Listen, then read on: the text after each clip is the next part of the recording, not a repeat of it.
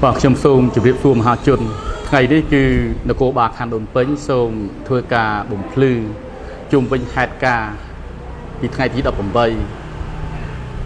lơ xa bỏ miếng để bàn sai đây bà vốn bàn lốt tức thuộc ạc hiệt chung vinh bánh hà chất đặc biệt bằng đăng nơi nó cô bà bỏ sạc cho bài chia mà tất cách mình chụp nạt cả chụp phụ hạt ca ní mình miền đôi cả bông plư đó bỏ ôn tiếng phí chỉ chuẩn rồng cruốt có đôi chia xa bỏ biên group xa bỏ biên để bàn tập sai lại nhưng sau một chiếc chun pha nêu ngày tí đọc của mùi khai mê xá năm people mà phi pram về lia màu đọc buồn sang sập pram tí và ôn sấy mua sâm chả già rùm tiền bong pro hay nâng ôn pro bàn tập đo bọc nó cô bà sạc cho hái của bàn xông ao mà tập kết từ tua piệm đằng bọc luôn chung vinh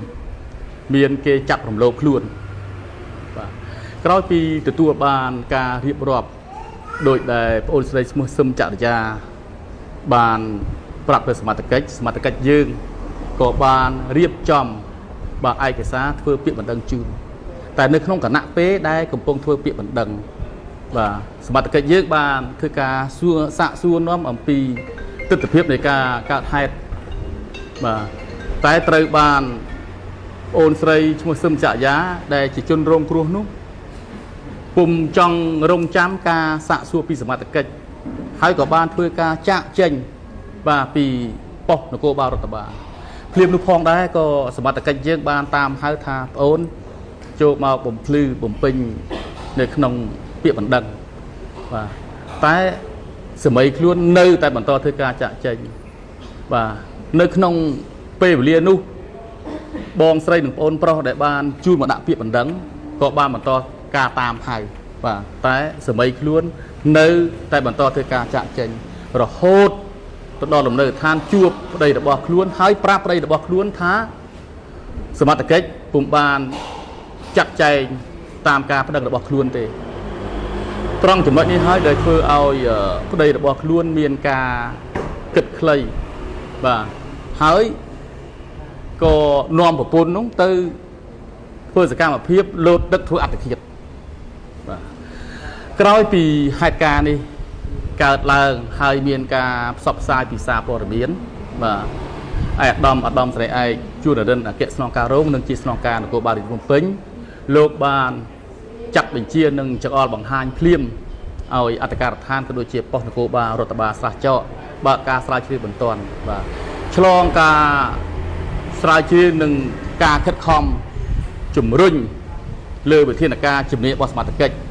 បាទនៅថ្ងៃទី19នេះគឺយើងបានស្រាវជ្រាវរកឃើញជនដែលរងនៅក្នុងបណ្ដឹងបាទ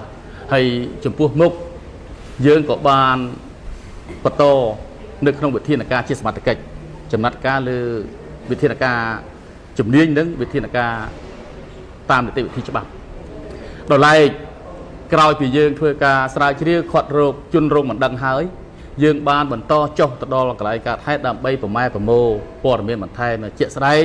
គឺយើងបានជំនួបជាមួយនឹងប្រជាពលរដ្ឋបាទចំនួន12នាក់ដែលគាត់នៅជុំវិញតំបន់កើតហេតុដើម្បីឲ្យសុំកិច្ចសហការពីគាត់ដើម្បីយើងស្រាវជ្រាវលើទស្សនវិជ្ជានៃរឿងហេតុនេះបាទឥឡូវនេះនៅចំពោះមុខសមត្ថកិច្ចយើងខ្ញុំផ្ទាល់គឺមានវត្តមានបងប្រុសឈ្មោះមនមានបាទដែលត្រូវជាប្តីរបស់បងស្រីឈ្មោះសឹមច័យារួមទាំងបងស្រីហើយនិងបងប្រុសរបស់ឈ្មោះសឹមច័យាដូច្នេះខ្ញុំសូមឲ្យបងប្រុសបំភ្លឺជុំវិញហេតុការណ៍ខាងលើណាដែលបងបានបំភ្លឺការពីថ្ងៃទី18ទៅគ្រប់សារព័ត៌មានបាទតើវាមានលក្ខណៈរឿងហេតុនឹងយ៉ាងដូចម្ដេចបាទសូមបងបំភ្លឺបាទខ្ញុំឈ្មោះមនមានជាប្តីរបស់សឹមច័យាមកបំភ្លឺនៅមុខមហាជនថាប៉ុស្តិ៍នគរបាលស្រះចកបានធ្វើការជូនប្រជាពលរដ្ឋតែប្រពន្ធរបស់ខ្ញុំពេលដែលនាងមកដាក់ពាក្យបណ្ដឹងក៏នៅខាងប៉ុស្តិ៍ក៏បាននាងបានរងចាំហើយក៏ឆេវឆាវហើយក៏ដើរចេញទៅវិញដល់បងស្រីបងប្រុសខ្ញុំក៏តាមហៅតែនាងមិនត្រឡប់មកវិញទេអញ្ចឹង ខ្ញុំសូមទោសដល់ប៉ុស្តិ៍នគរបាលស្រះចកដែលប្រពន្ធរបស់ខ្ញុំបាននិយាយពាក្យមិនសមរម្យហើយនឹងធ្វើឲ្យមហាជនបានគិតទៅលើប៉ុស្តិ៍នគរបាលស្រះចកមិនធ្វើការជូនប្រជាពលរដ្ឋបាទសួរបងខ្ញុំបាទឈ្មោះឈួនលង្ហើអាយុ22ឆ្នាំគឺរឿងហេតុការណ៍នេះមិនដូចបងប្រុសគាត់បកស្រាយប្រាប់សារព័ត៌មានឡើយបងប៉ូលីសប៉គេបានធ្វើការតែប្រពន្ធរបស់គាត់នឹងគាត់ចាំអត់បានគាត់បានខឹងដើរចេញទៅដោយមិនប្រាប់អ្នកណាម្នាក់ហើយគេហៅមកទាំងខ្ញុំទាំងបងខ្ញុំនិងលោកប៉ូលីសប៉ហ្នឹងគេហៅក៏គាត់បានមកវិញដែរគាត់ដើរទៅដោយបាត់ឈឹងហ្មងបងរឿងអស់ហើយបង